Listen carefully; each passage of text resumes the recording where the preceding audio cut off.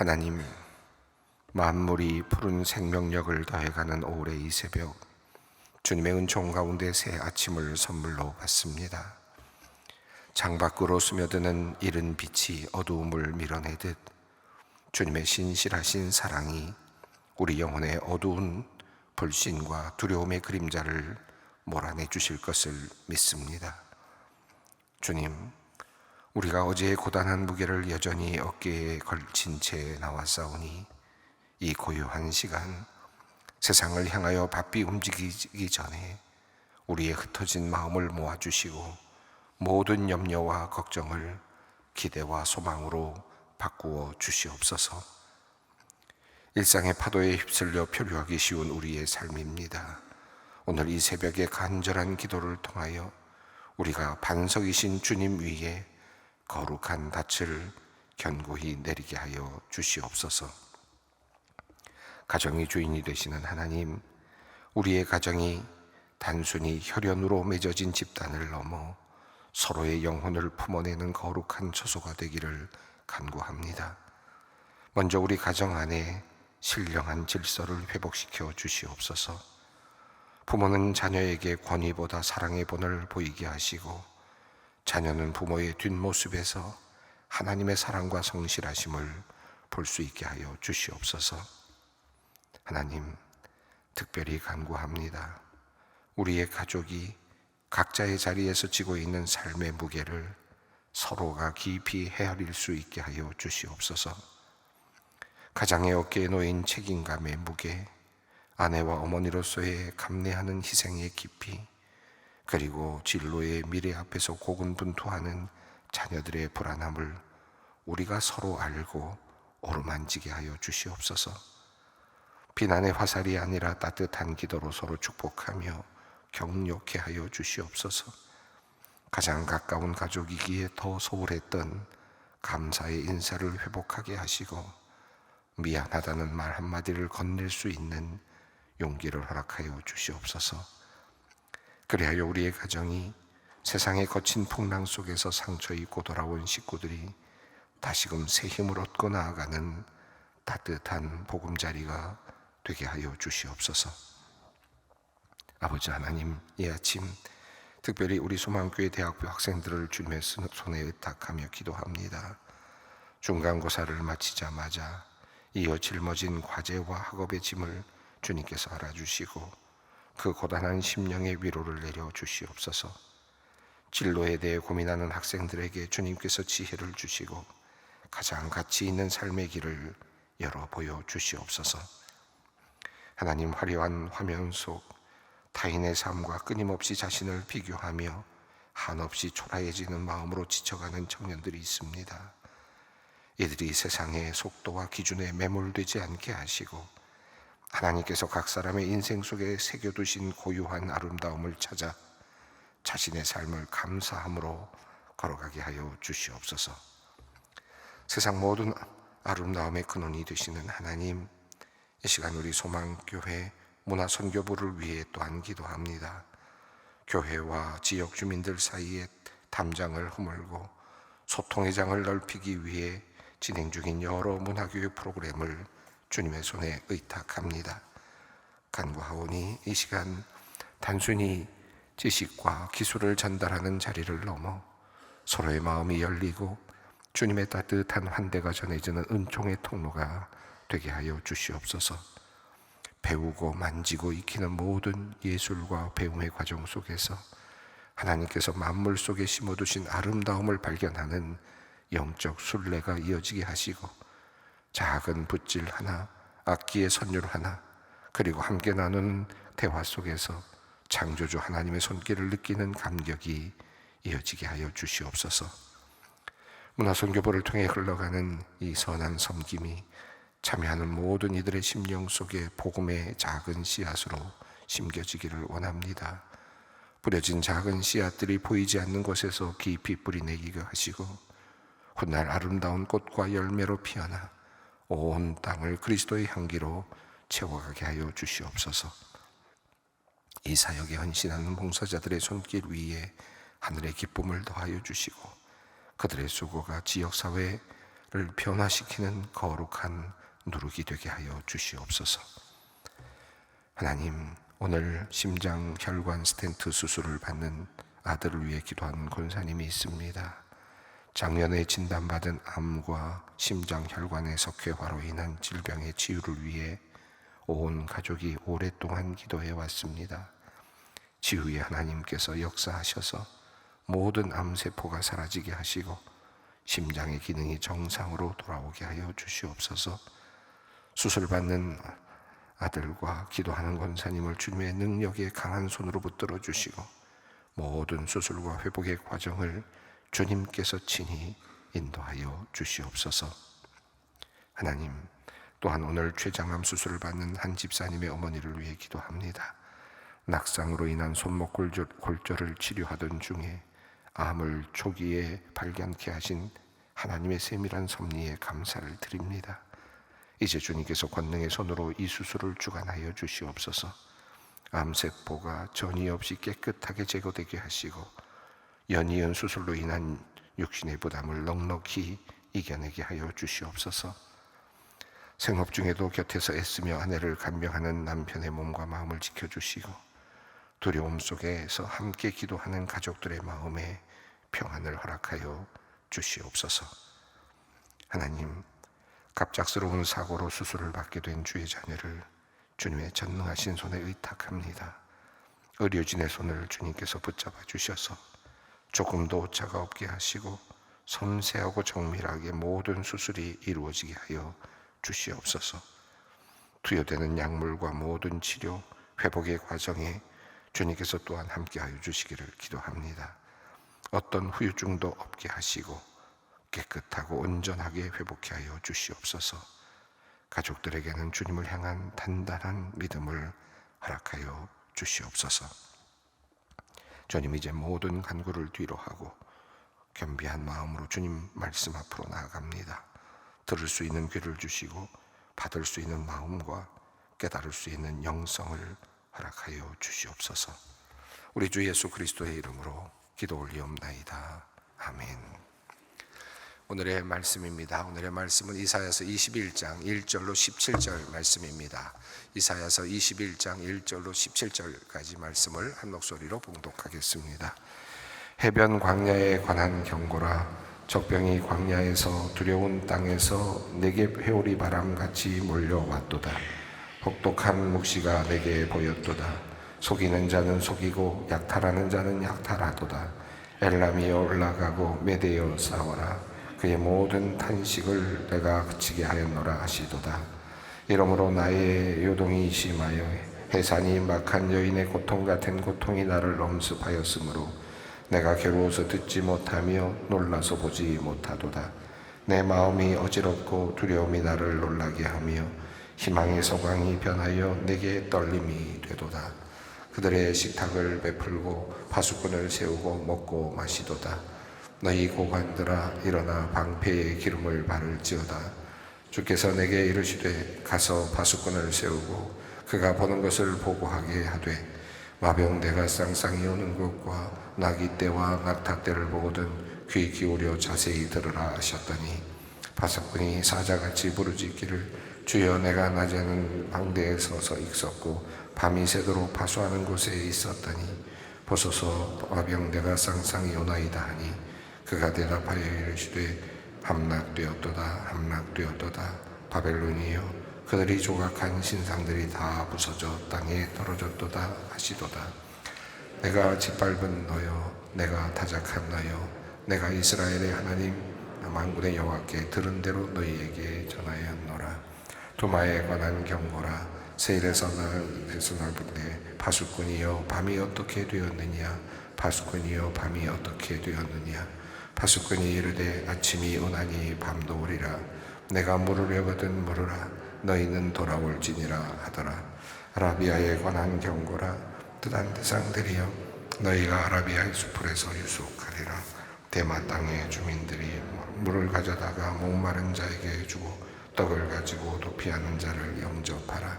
그들이 칼날을 피하며 뺀 칼과 당긴 활과 전쟁의 어려움에서 도망하였음이니라. 주께서 이같이 내게 이르시되 품꾼의 정한 기한이 1년 내 너희들의 영광이 다 쇠멸하리니 게달 자손 중 활 가진 용사의 남은 수가 적으리라 하시니라. 이스라엘의 하나님 여호와의 말씀이니라. 아멘. 오늘도 이어지는 말씀입니다. 오늘 말씀은 또 하나님께서 주시는 경고의 말씀으로 이어지는데요, 크게 세 단락으로 되어 있는 것을 확인할 수 있습니다. 우선 세 번에 걸쳐서 경고이다라는 말씀이 이어지는데요, 우선 1절에서 해변 광야에 관한 경고라 라는 말씀이 나왔습니다. 그리고 11절에 두마에 관한 경고라 라는 말씀이 나왔고, 그리고 4절에 13절이죠. 13절에 아라비아에 관한 경고라 라는 말씀이 나왔습니다. 앞서서는 아수돗이 멸망하는 내용이 나왔었습니다. 우리가 어제 읽었던 말씀은 아수돗이라고 하는 블레셋 땅에 있는 성읍이 아수르를 배반하고, 그리고 거기에 조공을 바치기를 거부하고, 그리고 반아수르 동맹을 맺으려고 했던 그 아스돗이 멸망하게 될 것이다 라고 하는 그런 말씀이 이어졌는데, 오늘은 갑자기 훌쩍 뛰어서 바벨론, 이 해변 광야라는 그런 말이 나왔는데, 이것이 어디인지 정확하게 처음에는 드러나지 않지만, 그러나 9절에서 바벨론이요 무너졌다라는 말씀을 통해서 이것이 바벨론을 이야기하고 있음을 알 수 있습니다. 그래서 갑자기 이제 역사의 한참 뒤를 다시 돌아봅니다.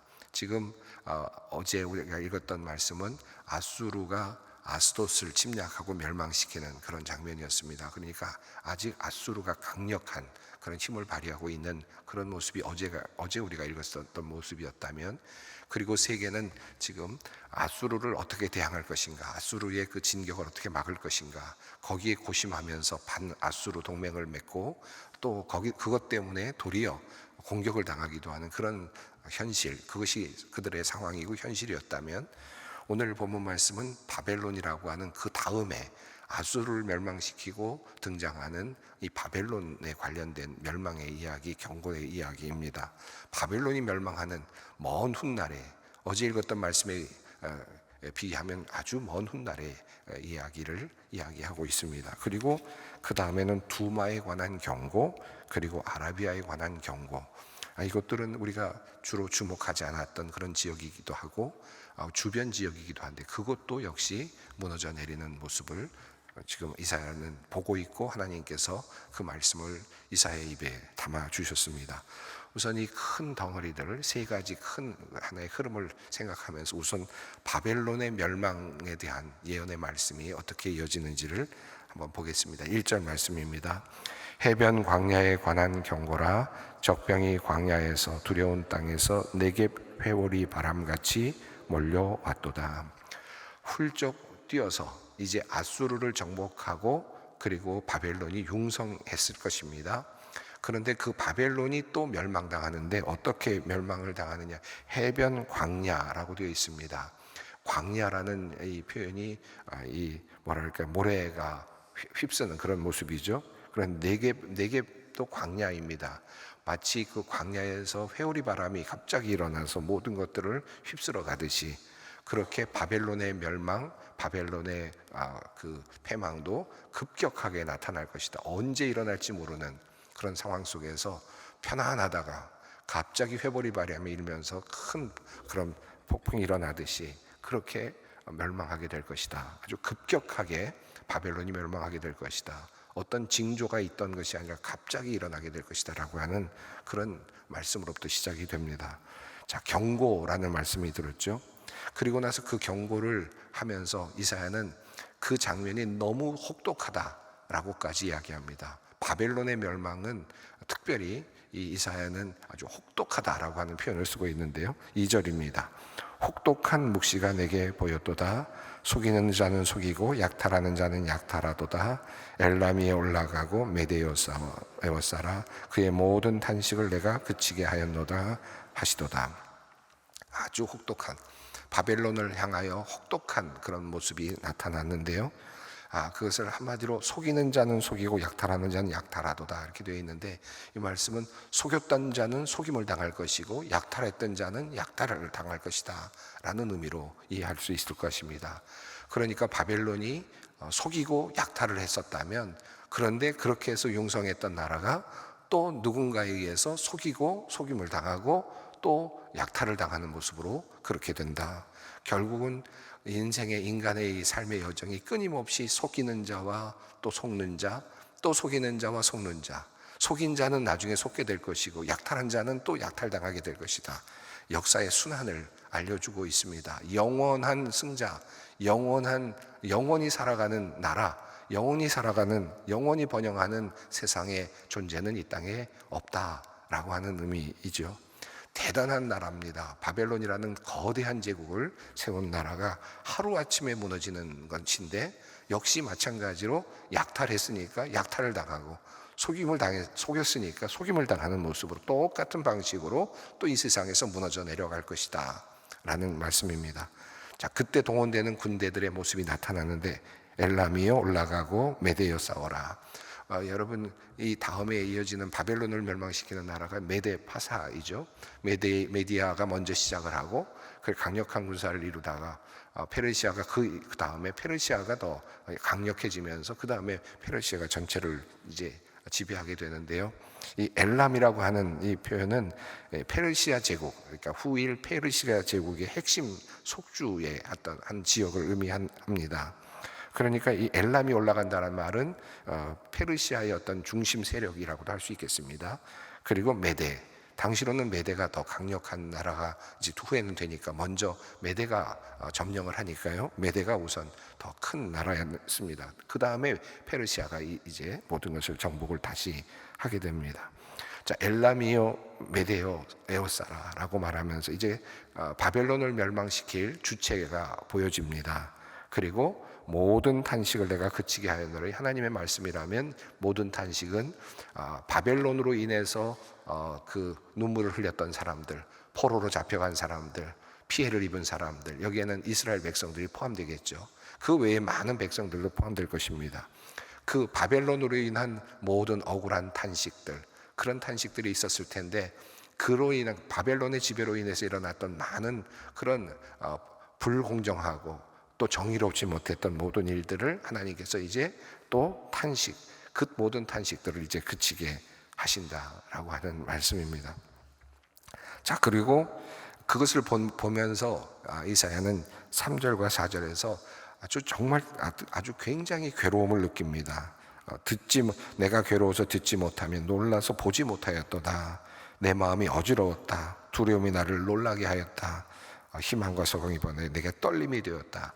이 말씀을 하고 있는데, 이것이 지금 2절에 있는 혹독한 묵시가 보였다라는 말씀과 이어지면서 이 바벨론의 멸망이 얼마나 정말 비참할지, 그걸 차마 눈을 뜨고 볼 수가 없다라고 하는 그런 표현으로 보여집니다. 그만큼 이 대단한 바벨론의 멸망은 혹독할 것이다 라고 하는 그런 표현입니다.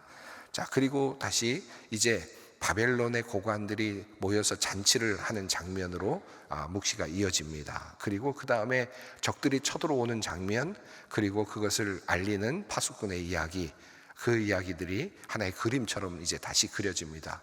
이제 멸망하기 직전에 바벨론의 모습이 한편의 그림처럼 그려지는데요. 이제 5절을 함께 보겠습니다.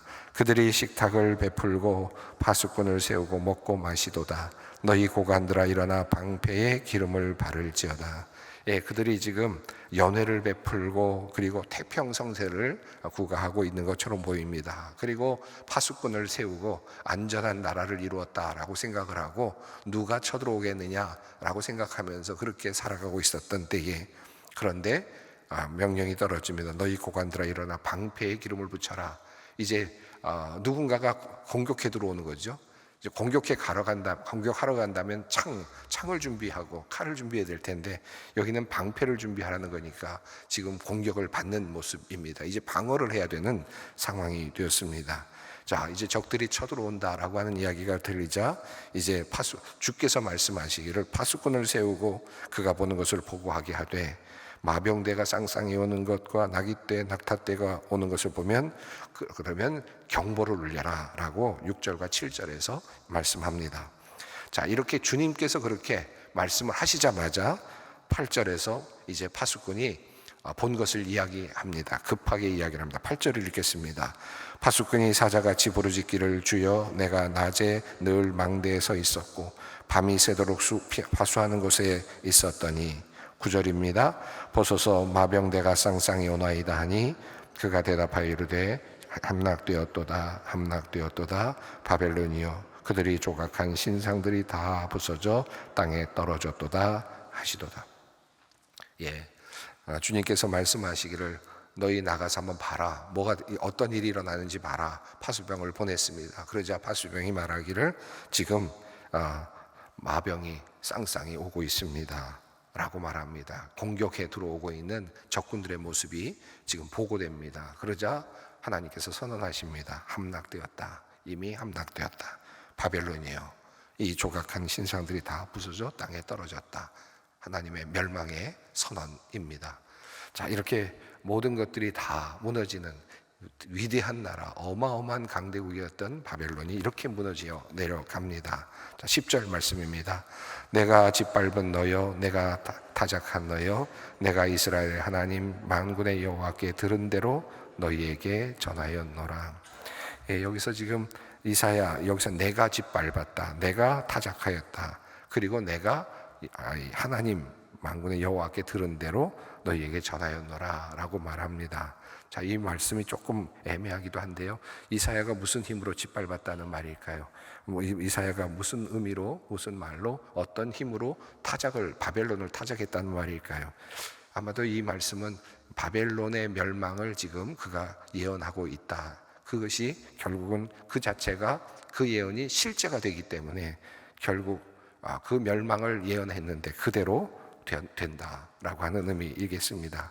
그러면 이제 이 이사야는 내가 이 내용은 하나님께서 나에게 주신 대로 내가 말하였고 그대로 되었다, 그대로 된다라고 하는 말씀입니다. 자, 여기 지금 1절부터 11절까지가 이 대단한 나라 바벨론의 멸망과 관련된 내용입니다. 이사야서에는 이 바벨론의 멸망과 관련된 내용, 또 아수르의 멸망과 관련된 내용들이 중간중간에 계속해서 이렇게 나오곤 하는데요, 한 번만 예언되는 것이 아니라 여러 번에 걸쳐서 예언이 되고 있습니다. 여기도 또 이제 예언의 말씀이 이제 이어지고 있습니다. 자, 왜 지금 이 예언의 말씀이 갑자기 튀어나왔을까 하는 궁금증이 생겨요. 왜냐하면 시대를 확 뒤로 넘어가서 하나님께서 바벨론에 대한 경고의 말씀을 하셨을까? 어제 읽었던 말씀을 이렇게 근거로 생각을 해본다면, 어제 읽었던 그 시기는 지금 아스돗이 멸망하던 시기였고, 어제 말씀드렸습니다만 그때는 히스기야 왕이 통치하고 있었던 시기였다고 말씀을 드렸습니다. 그런데 그 당시의 모든 큰 과제는 어떻게 그 강력한 군대를 이길 것이냐, 아수르의 군대를 이길 것인가 라고 하는 그런 문제, 그런 큰 과제가 놓여 있었죠.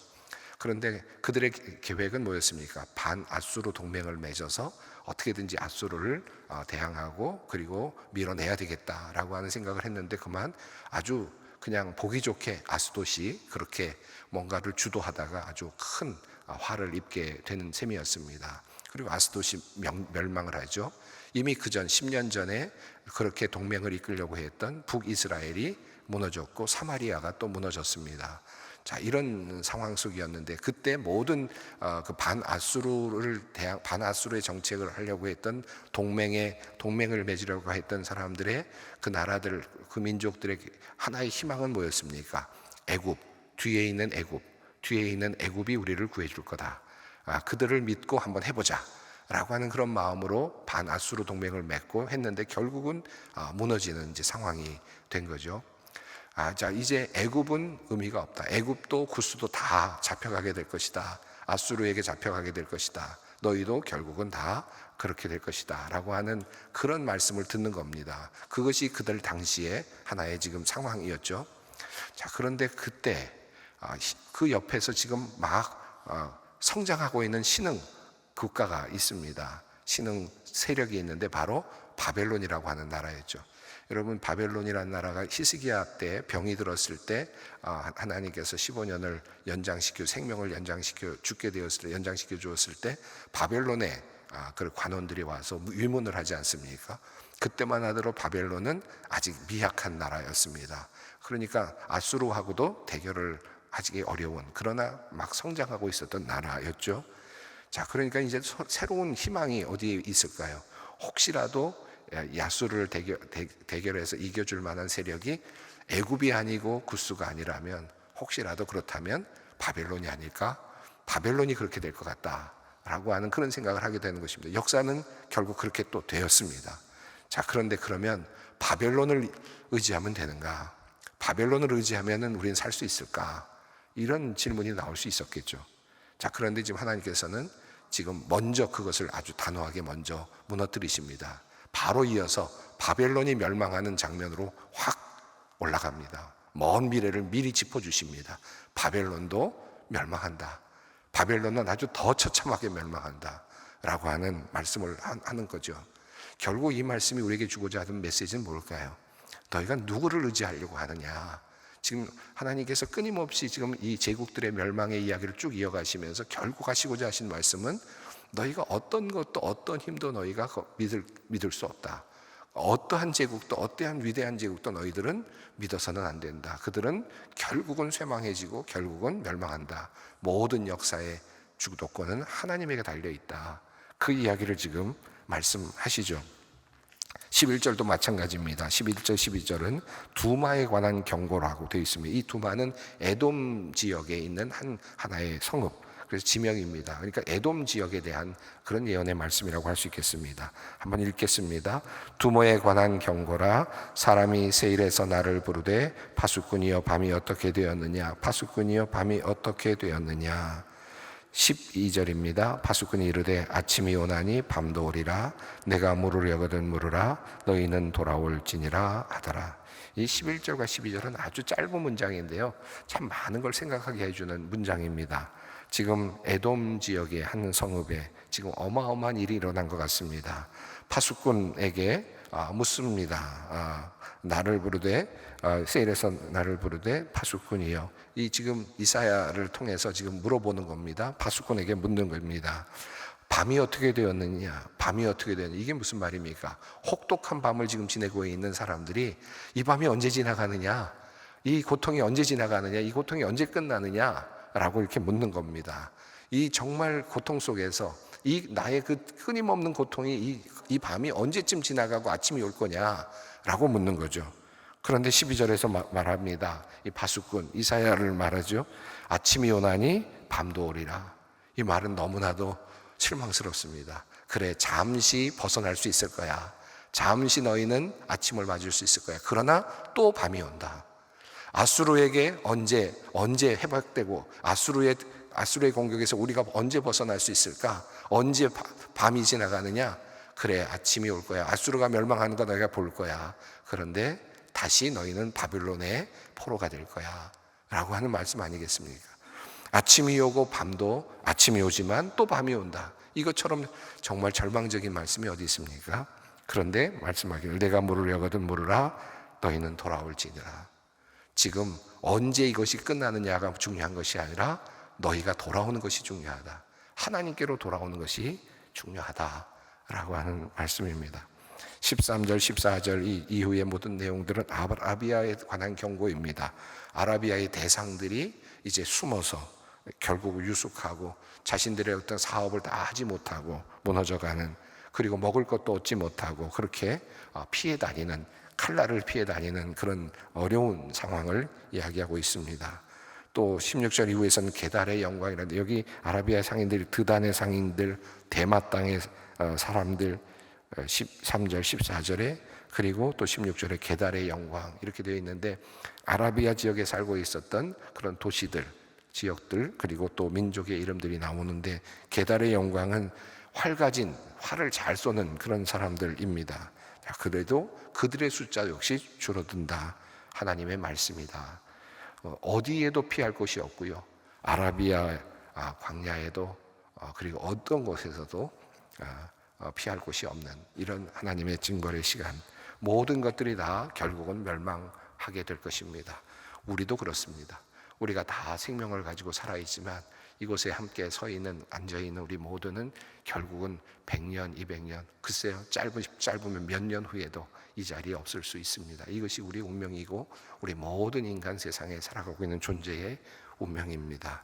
그것을 먼저 깨닫고 그리고 하나님께로 나아가는 것이 중요하겠습니다. 너희는 돌아오라, 이 말씀을 붙잡고 함께 또 기도의 자리로 함께 나아가겠습니다.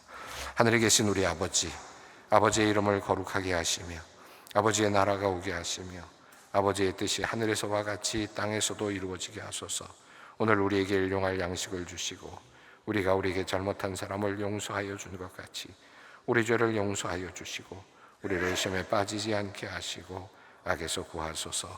나라와 권능과 영광이 영원히 아버지의 것입니다. 아멘.